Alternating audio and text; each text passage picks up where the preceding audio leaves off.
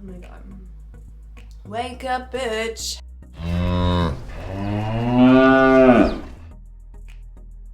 Hey guys, it's Al. Welcome to my channel. Today we're going to be talking about my vegan journey and how I've gotten to this point and what introduced me to veganism and where I started and where I am now. So we don't have too much of a script for this video. I want it to be kind of like free-flowing, free-form.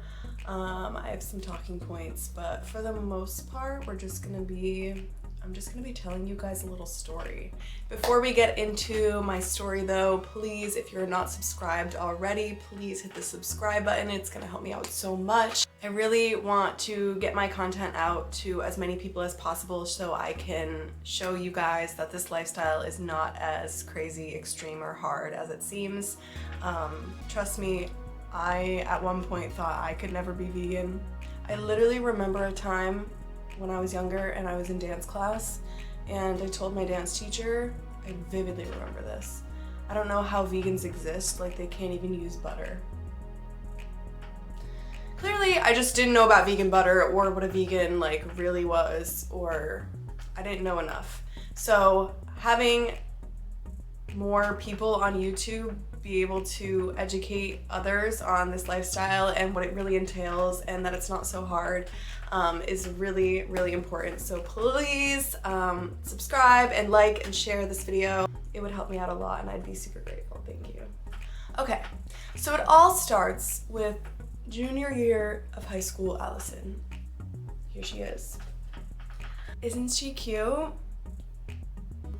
But basically, in my junior year English class in high school, I was asked to write a research paper, and it could be about any topic I wanted, and it was pretty free form. Our teacher gave us like some rubric instructions, but was like, pick your topic, I don't care what you do. So, and at that point in my life, I had been watching a few like more health-based YouTubers that have talked about a plant-based diet before, but I didn't really understand or wasn't really immersed in the animal cruelty aspect of veganism or the lifestyle or being plant-based. I didn't really understand what animal agriculture entailed, and I think a lot of us can relate to this. We grow up just having meat on our plate and we don't really know where it comes from and we don't really care, and it's just our protein source and that's just what we know to eat.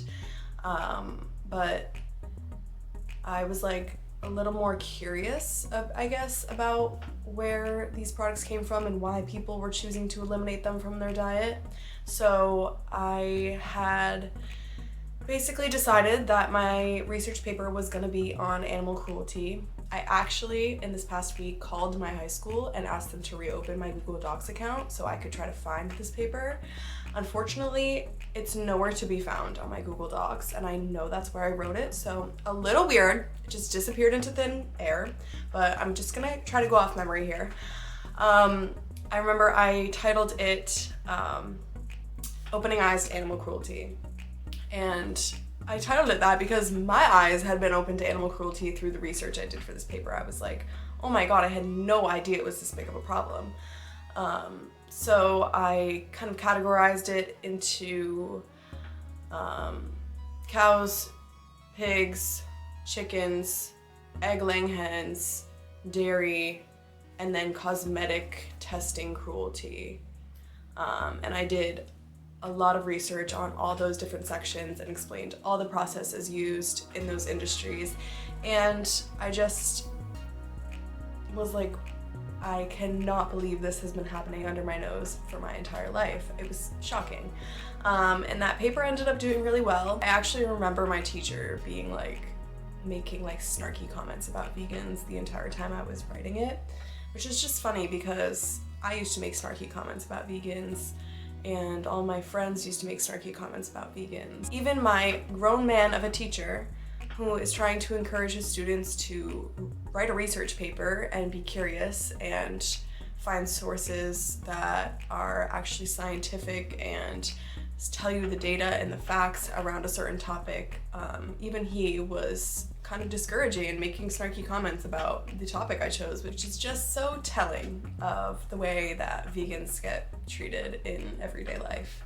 I think partially because people are defensive of their meat eating and partially because of a lack of education. So even before writing this paper, I had cut out eating dairy because A, it upset my stomach so much, probably because I'm not a baby cow, and B, I was getting weird rashes on my face, and I also had a lot of acne growing up, which transferred into adult acne, and it wasn't necessarily because of dairy. But I did hear through the YouTubers that I had been watching, the health-based, plant-based YouTubers, that dairy can perpetuate acne. So I was like, okay, no more dairy for me. So I had actually already cut out dairy. So one step of this had already been taken on. And dairy, honestly, I've talked to a lot of people, can be the hardest step because dairy is in so many things you wouldn't even believe. So at this point, before my paper, dairy was already not part of my diet. And then I wrote my paper, I did all of the research, my eyes had been opened, I was like, wow, I really don't want to support this anymore, I can't believe I've been eating this my whole life. I decided to cut out red meat, so whenever my mom made a dinner with red meat, I was not eating it. And then I transitioned slowly into cutting out all the other products in my life. So I went from dairy was first, obviously, and then red meat, chicken, eggs, honey, and then I transitioned all of my makeup, skincare, hair care products to be cruelty-free and vegan as well. And so this was a gradual process, probably over the course of 6 months, like 4 to 6 months of cutting out all these things, and then I realized I really don't need any of these products to live a fulfilled and happy life, and there are replacements for everything that I ate before, so I'm just gonna be vegan. And actually, because my transition was so gradual, I am probably the only vegan in the universe that doesn't know their vegan birthday date. I want to say that it is sometime in 2017, and that's what I stick to. So like I count like my vegan like anniversary as 2017. So 2017, 2018, 2019, 2020, 2021, 2022, 2023, 6 years-ish. That could be a lie, but it's either 2017 or 2018 that I went vegan. And I definitely did not do this without any help along the way. I didn't have any vegans in my life. However, I watched a lot of YouTube and watched my favorite creators to this day. Earthling Ed and Joey Carbstrong are some of my favorite vegan YouTubers. I watch every single video they put out. I literally sit around and wait for them to put out videos to this day. And they help me stay on track today, and they helped me stay on track in the past. They pushed me to really see the animal rights message behind veganism rather than the health message, because contrary to popular belief, veganism is not really a philosophy about health. Yes, a plant-based diet can be much healthier than the standard American diet. A whole foods plant-based diet is actually the only diet that has been proven to reverse type 2 diabetes and heart disease, which is our #1 killer. So I had been immersed a little bit in that health space around veganism or plant-based diets. But Earthling Ed and Joey Carbstrong really pushed me to recognize the strong animal rights message that vegans were trying to portray all along.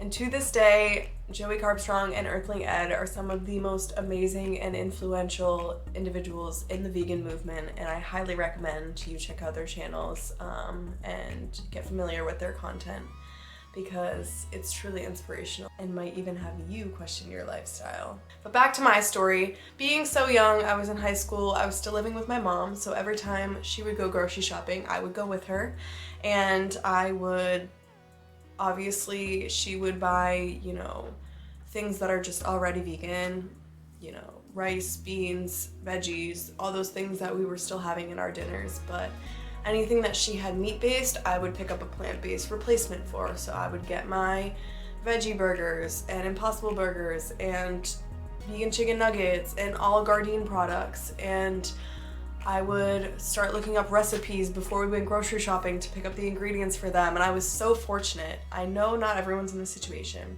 but I was so fortunate to have a mom who supported me in this transition. To this day, she still doesn't quite understand it, but she is supportive of me living like this, and I'm very grateful that she was then and still is now. She always helped me during our grocery trips, but I was kind of responsible for cooking my own part of the dinner, the plant-based part of the dinner, the plant-based meats.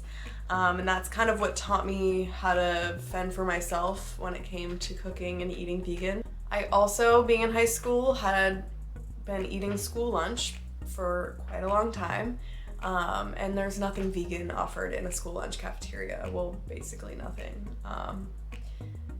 And so I had to figure out what I was gonna pack for lunch. I started putting my dinner leftovers in a thermos. I started making a lot of PB&Js, which is a great accidentally vegan lunch option, as long as you're getting vegan bread. I also would pick up vegan protein powder, and me and my mom would make a smoothie every single day for breakfast. She would have this with me. This is the protein powder I used, and I still use it to this day. I think it's delicious. It's not super chalky, not super cakey like some protein powders are. And it's really filling. It makes a great breakfast. So I highly recommend it. And we would make this smoothie every single day. So I would start my day off with 20 grams of protein in that shake, and then I would have my leftovers or peanut butter and jelly for lunch, and then we would have that partially my mom's cooking, partially my cooking dinner. And this is how I continued all through high school until I moved out and went to college. And actually, fun fact, my first college roommate was also a vegan, which was really funny that we had that in common. And that was my first vegan friend, the first vegan who was in my real life, my real space. And then a few years down the line, my best friend of a lot of years since childhood, who often harassed me about my veganism and made snarky comments at me and was always rude and mean about what I ate, and always rude and mean about me needing to ask the waitress at restaurants for the ingredients of a certain meal. She was always just so snarky, is the only word I can use about my veganism. She finally made the connection one day, and I will have her, definitely, if you guys are interested, I can have her come on the channel and talk about her experience of why she went vegan and her making the connection, which is what vegans like to call the moment that you are kind of enlightened to the fact that you're literally supporting an animal cruelty business. You're dishing out your money to the Animal Cruelty Foundation. So then when she made the connection, I had another vegan friend, which was great because she has been my best friend for life, and I felt like I finally had kind of that support system from her. So if anyone can be an example for you, it's Dania, because she was actually so mean to me about being vegan, and now she is fully vegan. She fully understands the cause behind it, the animal rights aspect, and she will be vegan for life. And she also turned her boyfriend of 2 years vegan as well, and opened his eyes to the realities of animal agriculture and the cruelty behind it, and now he is vegan as well and fully supports the animal rights movement. This is such an influential lifestyle, and once people make that connection where they're like, wow, I do not want to be dishing out money to the Animal Cruelty Foundation anymore, or what they like to call it, the animal agriculture industry, you can really start making those easy switches. I have a great video on 8 plant-based switches that you can make today. You can really just start to experiment with those plant-based products, and obviously you don't have to always eat the mock meats and the impossible meat and the processed crap that I showed in that video. You can have all of the plant-based whole foods in the grocery store: fruits, veggies, legumes, beans, rice, the list goes on. There's so many plant foods in the grocery store. I truly love this lifestyle. It makes me feel so good in my heart knowing that I am not supporting animal cruelty anymore. I can finally call myself an animal lover without feeling like a hypocrite. And if you really want to call yourself an animal lover, it's time to stop eating animals. If my journey inspires you at all to make any kind of changes, I really want to hear about them, and it's my hope and my duty as an animal rights activist to make this journey as easy for you as possible. So please like and subscribe. Please continue to follow my journey, and I hope to impact some of your lives through me creating this channel here. So with that being said, thank you guys so much for watching. Al for the Animals out.